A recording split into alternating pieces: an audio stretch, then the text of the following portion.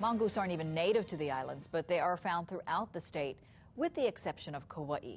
Well, for the first time, the state's considering a widespread plan to try and curb the mongoose population. KITV4's Catherine Cruz tells us what it's all about. The story goes the mongoose was brought in to control rats, but rats are nocturnal, mongoose are not, so the plan didn't work. Ever resident Mark THOM accidentally caught a mongoose in his yard just yesterday. So what did you do with the mongoose when you caught it?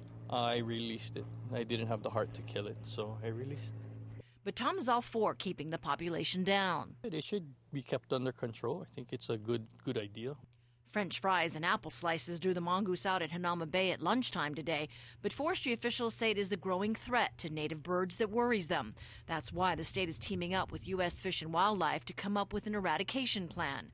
The state currently traps around marshlands like Kailua and Kaena Point, but nothing on a really large-scale basis. You sit there, you look at Kauai that doesn't have mongoose, and we've got Nene that are surviving and thriving.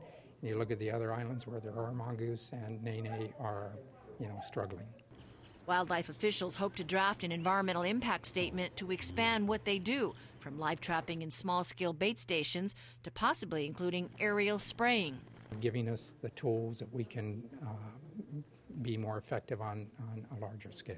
The plan is still in its early stages, but some groups are wary of what could happen since the agreement potentially covers federal, state, county, and private land. The greatest concern is given that some of these poisons could potentially come into contact with people's pets or even protected species. Chickens, cats, and dogs may not be the targets, but Gibson hopes they will not fall victim to the eradication plan. Catherine Cruz, KITV4 News.